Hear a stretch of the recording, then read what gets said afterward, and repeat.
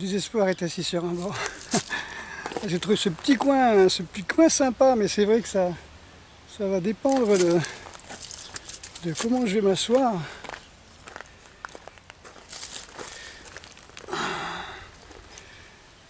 Avec le soleil en face. Ok. Donc j'ai un petit peu minci là. J'ai un peu forcé sur mon régime.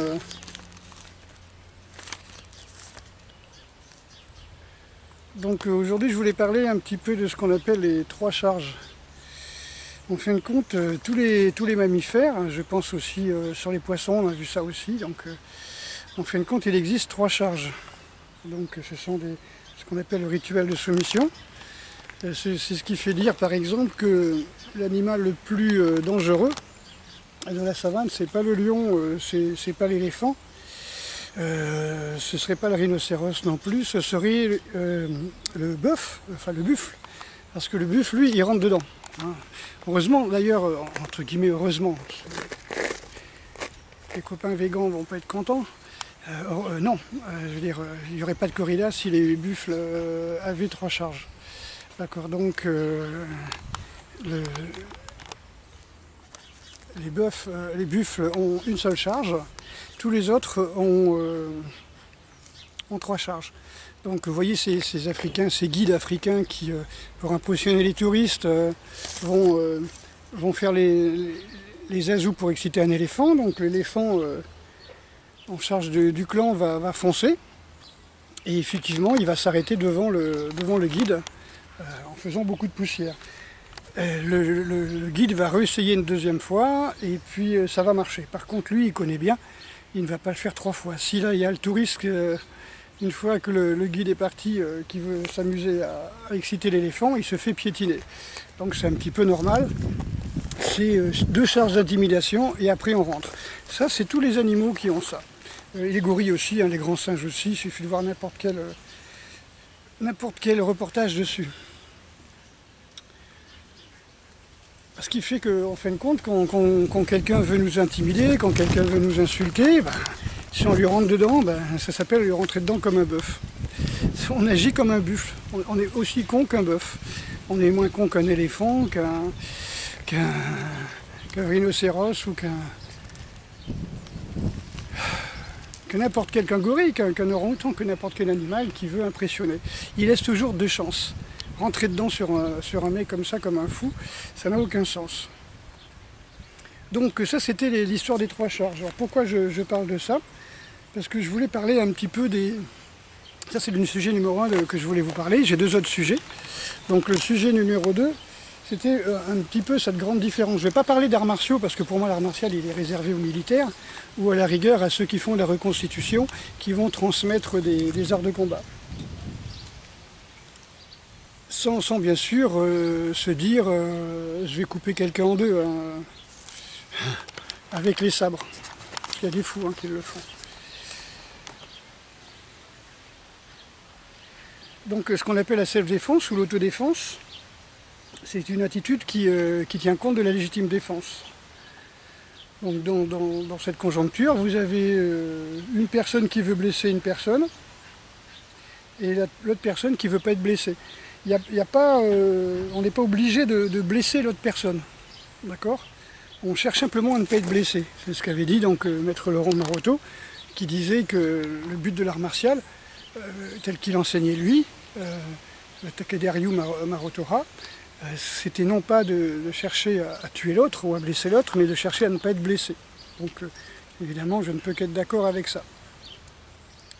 Donc ça, on est dans le principe de la self-défense. Quelqu'un qui vous apprend l'autodéfense, il ne doit pas vous apprendre à vous ruer sur l'autre comme un bœuf, mais à gérer la situation, à essayer justement de calmer avec cette histoire de rituel, parce que c'est dans notre ADN, hein.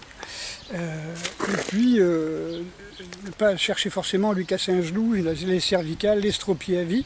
Maintenant il y a des caméras partout, il y a des lois, et voilà, on n'a pas flingué les bonhommes comme ça.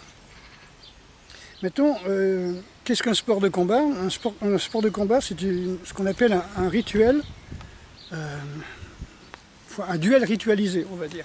C'est un duel dans lequel vous avez deux personnes qui cherchent à s'assommer, hein, comme à la boxe par exemple, à marquer des points, mais en tout cas à vaincre l'autre. Les deux personnes cherchent à vaincre l'autre. Et vous avez comme en judo, on peut chercher à soumettre hein, par des clés, comme en sambo, comme en lutte.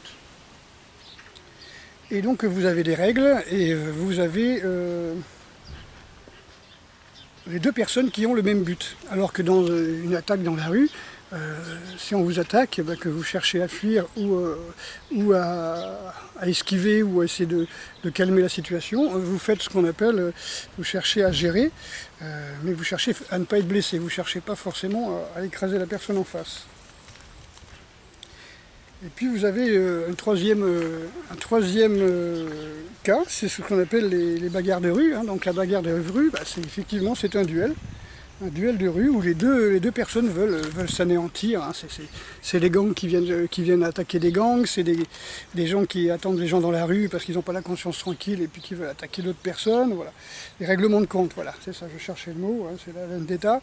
Donc là, c'est deux personnes qui veulent soumettre en blessant ou en humiliant l'autre. Alors ça n'a rien à voir avec le sport et ça n'a rien à voir avec l'art martial. Et ça n'a rien à voir avec l'autodéfense, on est d'accord. On vous apprend à attaquer, la personne veut arriver à casser la gueule à l'autre. Donc le but de ce que je veux arriver à vous faire comprendre, c'est que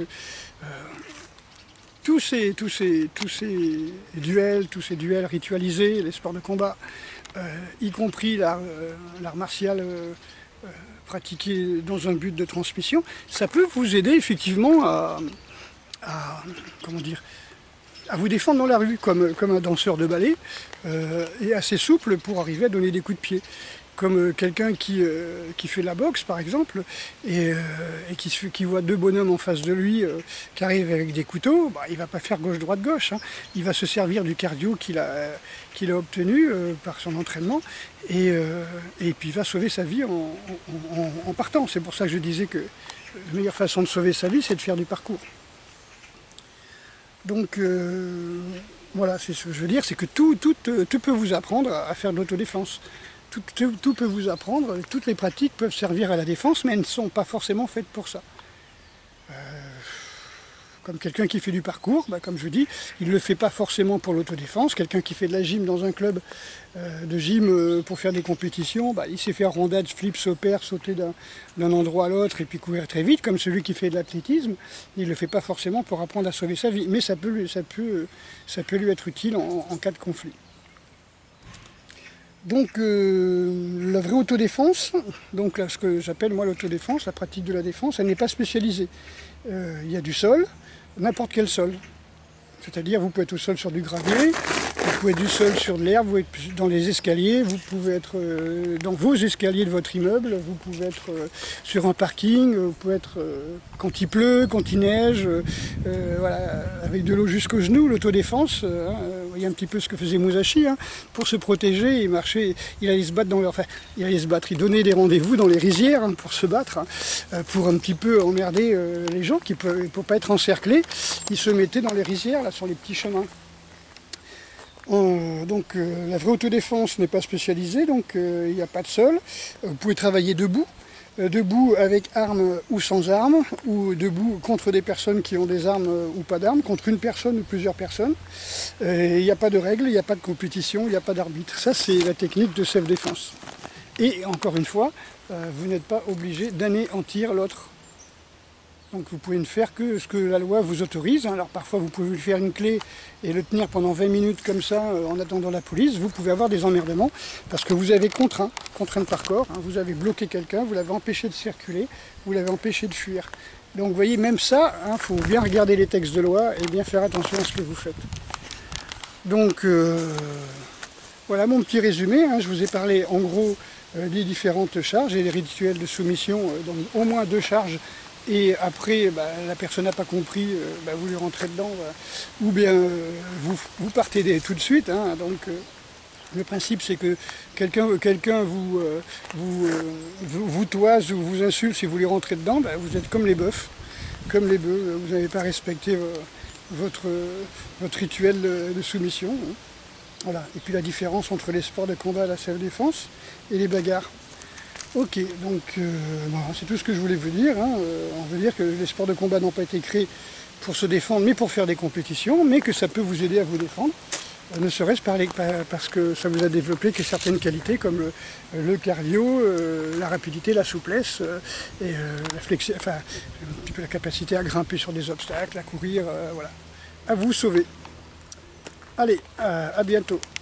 Et puis n'oubliez pas, j'ai un stage l'avant-dernier ou le dernier week-end du mois d'octobre.